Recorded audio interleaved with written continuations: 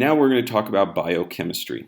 If we break apart the word into two parts, we have the prefix bio, which means life, just like in the word biology, ology meaning the study of, and bio means life, the study of life.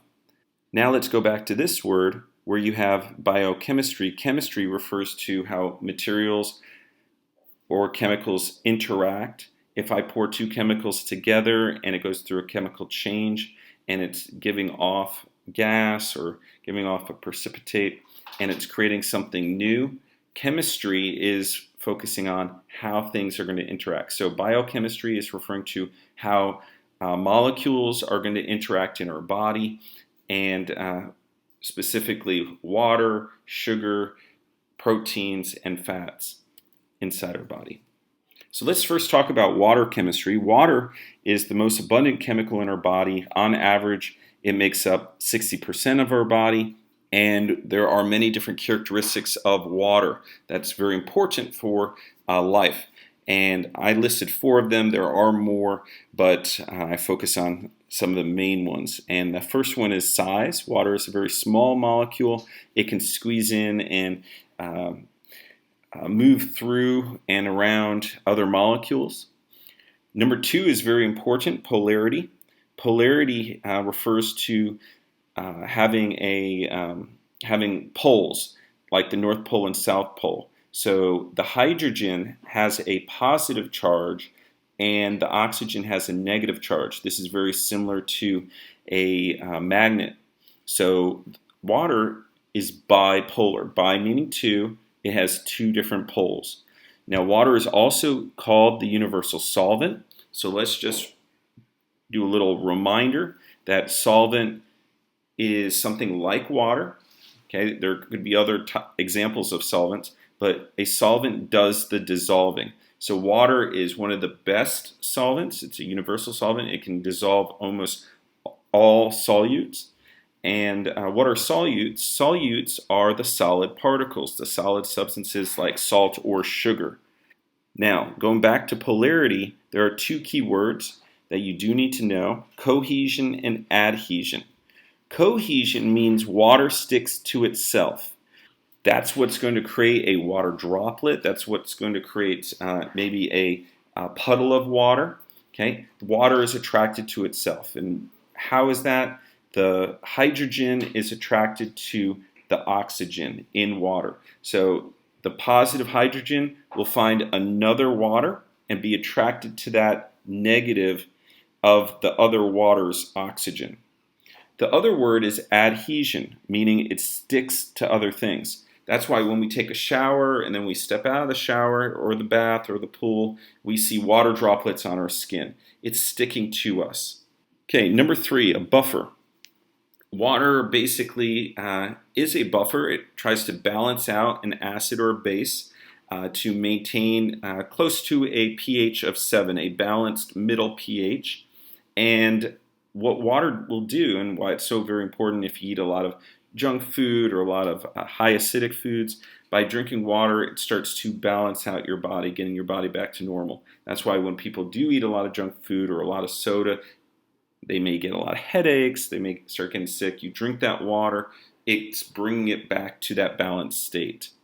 Now, number 4, heat capacity. This is so important. It's important for our bodies, but it's also important for living organisms that live in lakes and the ocean. This really does point to a all-knowing creator, God. When he designed water and its attributes, it's amazing to think that all these different things he cared about, not just us, but these animals in lakes and oceans. So basically, it can absorb energy slowly and it can release energy slowly. So it won't kill them. That the animals, because they're cold-blooded, they will slowly change their body temperature with the slow changing water. So that's pretty interesting.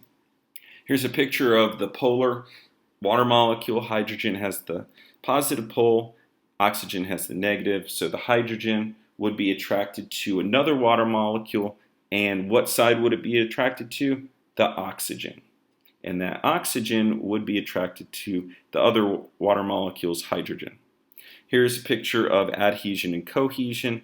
Adhesion, water, is attracted to other things, while cohesion to each other.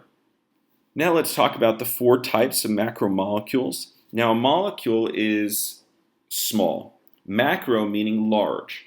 So we can start small, and many times we will call something that is maybe a small group a monomer. A mono, or the prefix mono meaning 1.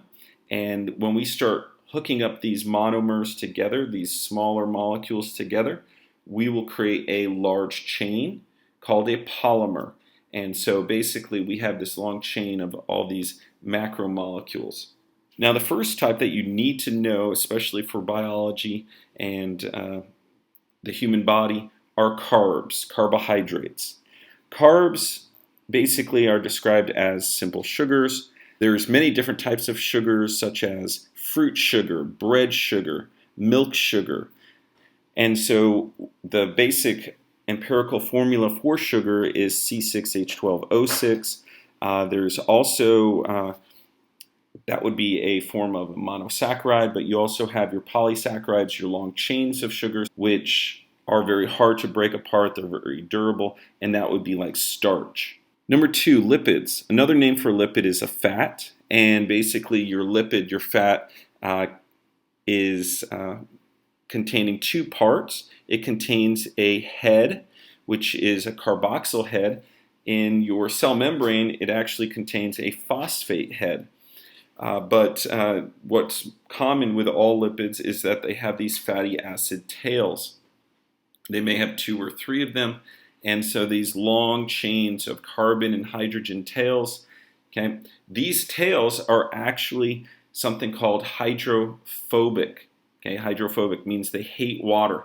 That's why fat usually clumps.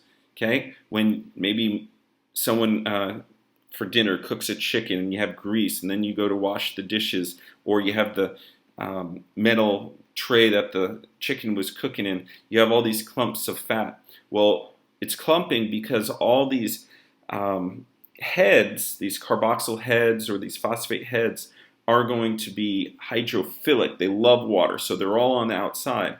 But the tails, okay, these fatty acid tails, which are hydrophobic, they hate water, they go onto the inside, and you make this kind of blob. Okay? Now, proteins are made up of amino acids, and the amino side is primarily made up of a nitrogen and 2 hydrogens. This is very important. So when you go and take further science classes, you need to know the amino acid part contains a nitrogen and 2 hydrogens. And then you have on the other side of the protein a carboxyl. Just like a lipid has a carboxyl head, it consists of carbon, hydrogen, and oxygen. And when you have a long chain, okay, you have a polypeptide. So when you hear the word peptide, think of protein. And the last one, nucleic acids. When you think of a nucleic acid, think of DNA and RNA. And basically there's a structure, which you should have learned in 7th grade, that makes up the nucleic acid, the DNA, and that's a 5-carbon sugar, okay, 5 carbons, so it's a pentose, a 5-carbon sugar that's attached to a nitrogen base and a phosphate group. So phosphate is basically a molecule that contains the element phosphorus in it. Here are some pictures to help you visualize the monosaccharide, the basic sugar. We have your carbon backbone. You can see the carbons on the inside making up that little hexagon shape. And then when we have a polysaccharide, we have many of those sugars linked to each other. Then we have the lipid, and you can see the lipid with the carboxyl head and then the fatty acid chain tail. Then at the bottom left, you have the protein. Please be aware of the amino acid left side, N and 2 H's, and then the carboxyl side on the right. So you are going to be responsible to at least recognize these. You don't have to write them out. Maybe in AP Bio or in college, you'd have to memorize this, write it all out. I had to. But for 9th grade biology, just be able to recognize them if I give you some pictures. And then the last one, the nucleic acids. Here is one side. Now DNA actually is two-sided. It's like a ladder. It has a left side and a right side, and that is twisting. It's a double helix.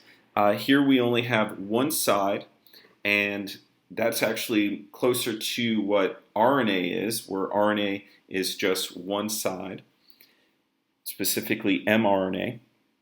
But you can identify the phosphate group, then you can actually see between the sugars, you can see the little pentose sugar in there, the little pentagon. Between the pentose sugars, you have a phosphate. So on that chain, on that side of the ladder, the railing of the ladder, you have a phosphate, then a pentose sugar, phosphate, pentose sugar, phosphate, pentose sugar, phosphate, pentose sugar. And to the right of each of those pentose sugars, you have a nitrogen base: adenine, thymine, guanine, and cytosine. So those are the four nucleic bases for DNA, and that's going to be very important moving forward. Now, RNA does not have thymine, but it has uracil, and we'll talk about that later on this year. And the last thing that I want you to be aware of is ATP. ATP is an abbreviation for adenosine triphosphate. So, how many phosphates are in ATP? 3, because the prefix tri means 3. ATP is an energy molecule, and that energy molecule in your cells are produced by the organelle mitochondria, the mitochondria. This is something you also learned in 7th grade at the very beginning of the year. Many of you remember this, hopefully. Okay, and so basically, your ATP is also made up of a ribose sugar, an adenine base, and you saw adenine with your DNA as one of those nitrogen bases, and it contains 3 phosphates. And you can see a picture down at the very bottom. So make sure you're aware that ATP is an energy molecule providing us energy.